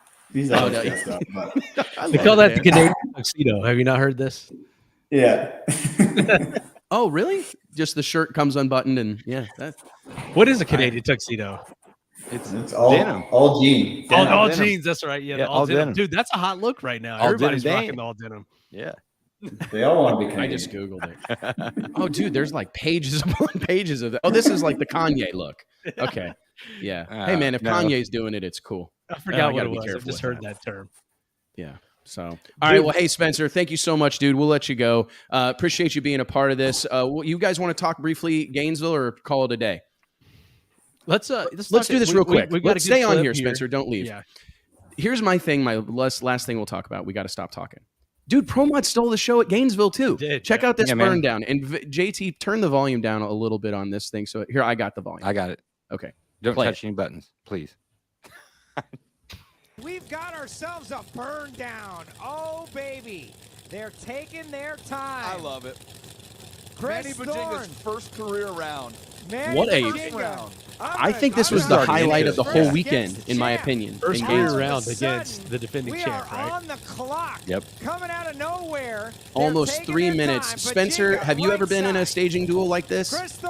Nothing even close to this long. Maybe 30 or 40 seconds. But what do you think the top end? These guys both burned it up bad.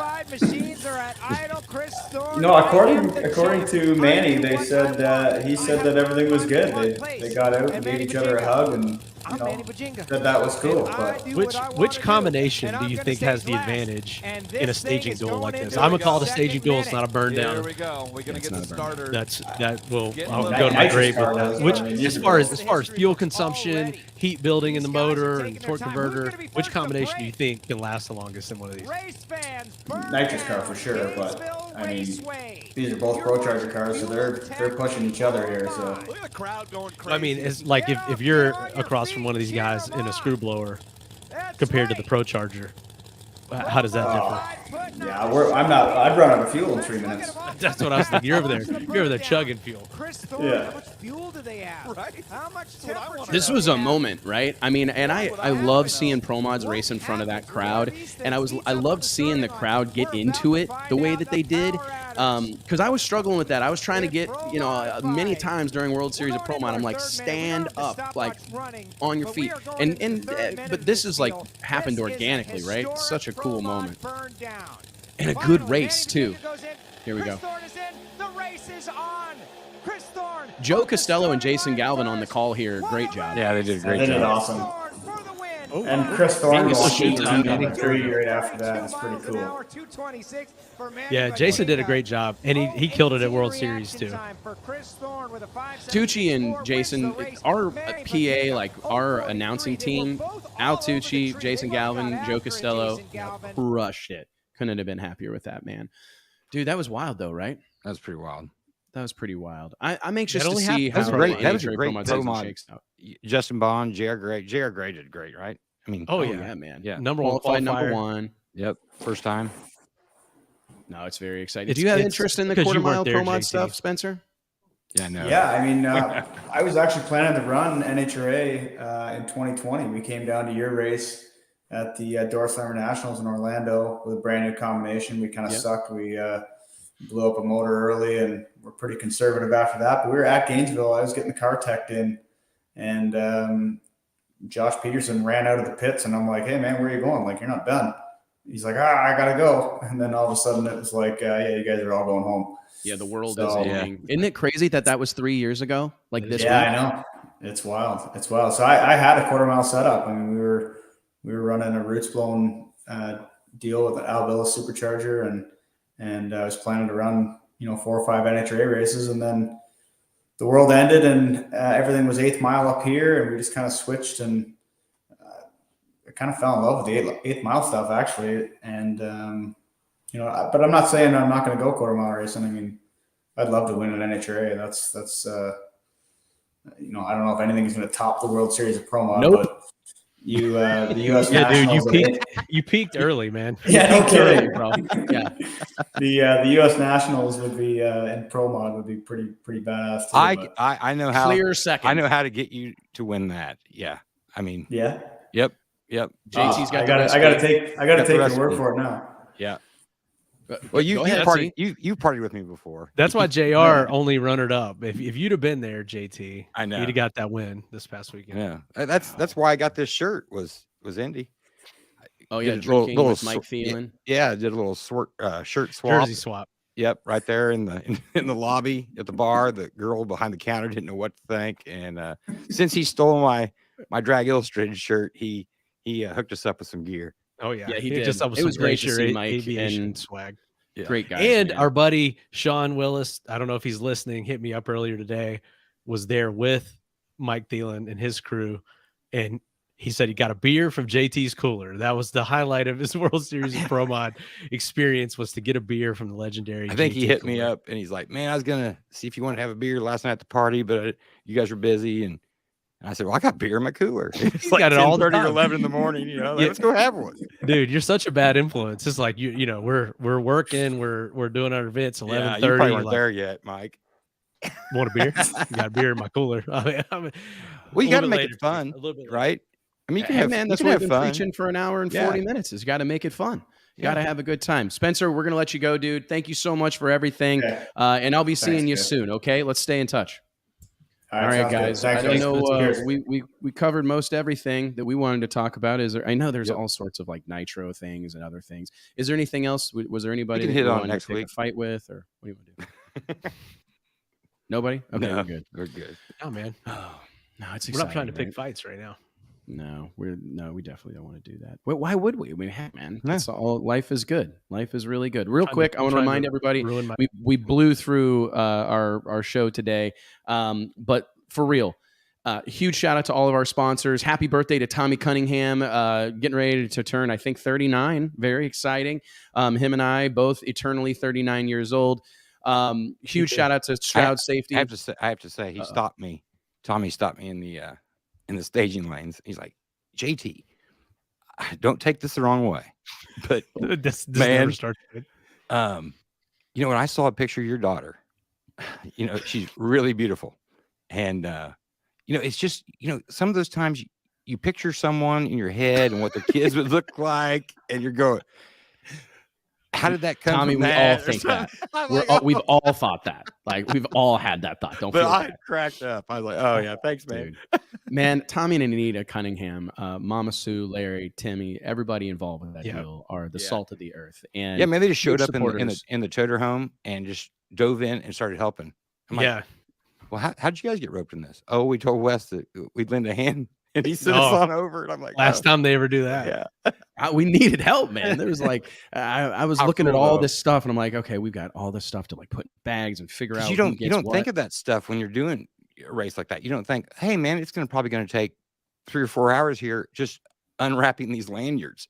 Nobody thinks that. No, and it's funny because I had someone tell me, like, oh, it's no big deal to like, all you got to do is get some lanyards printed and print some banners. It's not rocket science. It's like, no, dude, all that is like, that is hard.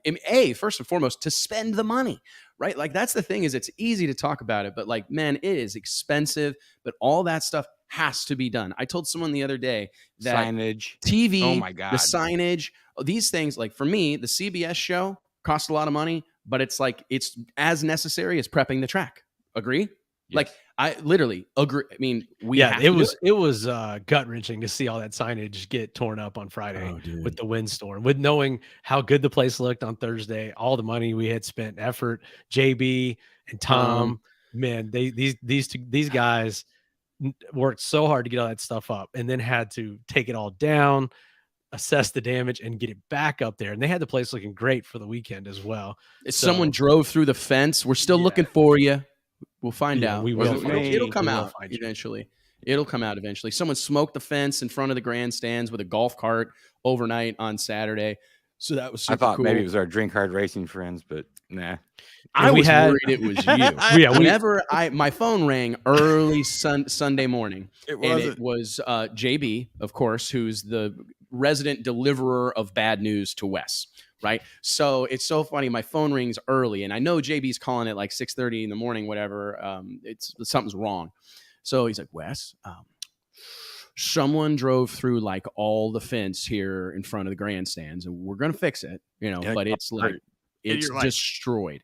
And I'm going, Great. You know, in a like golf cart. I know who it is. And I go, somebody drove through it with a golf cart. And I'm like, really? Where's JT? Like, go look and see if he's got marks all over him, like whatever, because he probably barrel rolled this thing. Oh my goodness! Yeah, when JT, if man, it was you, it would have been a great evidence story that he was at the hotel. Yeah. JT, I will have to say, he was on another level this past weekend as far as his responsibility. I was even able to pry him away from the welcome party at 11 or midnight. I did not want to go. It was the last ride out of town, and go. it's not a quick drive back to the hotel. And I told him, I was like, JT, it was like hostage negotiation. It was like we were the SWAT team outside, and he's barricaded inside with all his beers. Like, I'm not fucking leaving. I'm staying here. We have to talk these to guys. No, tell him what he said. Tell him what he said, Mike. I can't leave them. Oh yeah, I can't let these people down. Oh, my buddy Jared Gray's over there. They're getting ready to bob for beers, in the cooler. Well, we pull up, and there's already probably 300 beers in this cooler. And I'm like, where's JT? Oh no, he's over there at the refrigerator trailer, and he comes out with 4 more cases of beer. And I watch him dump all these on top of the hundreds that are already in there. And the parties, I mean, it's like. Yeah, it's like, oh over. no, it wasn't over. I look back at and Nate's driving. We got Craig Cook in the back. I look back and said, "No, that's not good. That's not a good sign." How about I don't want to upset her. And sent Dad Brett Underwood from the backside. Yeah, He's Brett, like, let's go. We had to send now, Dad. JT. Yep. Hey man, you got to listen to what Pop says. He makes the rules. How about Nancy? How about we sent the pizza to the wrong racetrack? That was oh my god. That is an all time. And I know she took it really hard, but it was no big deal. But it was the funniest thing ever. She's like, hey, the reason we're low on pizza right now is because I sent it to the wrong racetrack. This is the greatest thing ever. 200 pizzas show up at Orlando. 200 pizzas show up at the wrong track. Oh my! She said they made the order and started driving. Then they looked at the address and realized it was an hour and a half away, and said, "We can't deliver there." No, you're gonna have to come pick it up. It's like, nah, keep it, give it away. Oh my man, gosh, lots what a of great stuff, time. lots of stuff. And you hear about these funny, we've got tons of funny stories like this.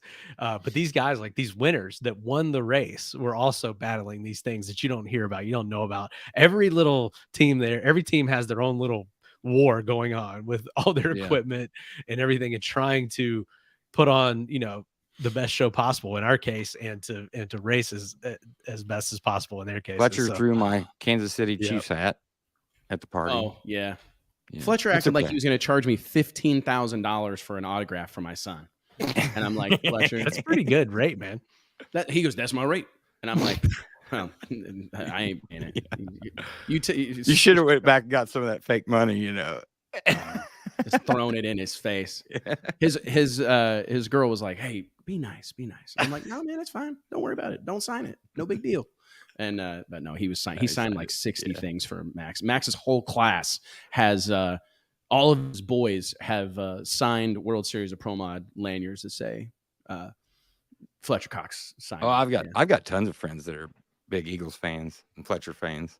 They're always like, oh man, get me something from Fletcher, But then I hate to go up and bug him. You know what I mean? Yeah, you just got to own it. You know what I mean? It's like, hey, dude, he's famous and he's like a super athlete, like a generational guy. It's a big deal. It's super cool to have him at our race. And that just speaks to the whole thing that we're talking about, this all-star thing, bringing people from all these different walks of life. Because people may not like it, but the big dream here is like Nitro guys is step one. I want to get to a point where like some NASCAR guy is renting a car from Proline or Elite Motorsports or Type A Motorsports or whatever, so that he can go run the biggest drag race in the world. You know what I mean? And I think that day is coming. Like, I'm working on it. Yeah. And that's because we need that crossover. You borrow some of those people's audience when you do that. So that's what we need to have happen. Like for drag racing, maybe there's some staying power for those fans that crossed over that watched it one time. 100%. Maybe there's some staying power for them to come back. Even and if it's watch a small percentage, again, and it's good for the sport. Like if that guy comes over, like say Kurt Busch comes and runs a World Series of Pro Mod in 2024, rents a car, practices for a month, rents a car on it again, right, and comes down. him being there, no matter what happens or if he comes back or he does it again, like it's good for drag racing. Like it's Absolutely. good for all of our racers that someone from the highest level of motorsports, one of the highest levels of motorsports, is showing interest. I mean, we've seen it that's the Tony Stewart effect. Palmer. Yeah. I mean, it's the Tony Stewart effect. That's what I was going to say. We got to get Tony at World Series. It's coming. It's coming. I'm working on it, man. So anyways, guys, thanks so much for joining us. Thanks for being a part of it. We'll be back next Wednesday, 2 p.m. Central Standard Time right here on the Drag Illustrated YouTube channel. Remember, click like, click subscribe, click share, help us spread the gospel of drag racing. Guys, thanks for being here, being a part of it, dude. But and everybody that replied to my email today, I sent out an email to like 100,000 people asking them to subscribe to the YouTube channel. Did you guys get it? Yeah, I did. I subscribed. Yeah, I did. Okay, good. And turn on notifications. Yeah, good deal. I've been putting it off for a long time. I just get too many notifications on my phone. So me too. So the first one I unsubscribed was Drag Illustrated page. Jeez, guys, you just broke my heart right here in front of the whole World Wide Web. All right, guys, appreciate it. Thanks a bunch. We'll see you next Wednesday. See y'all. Buy your shirt.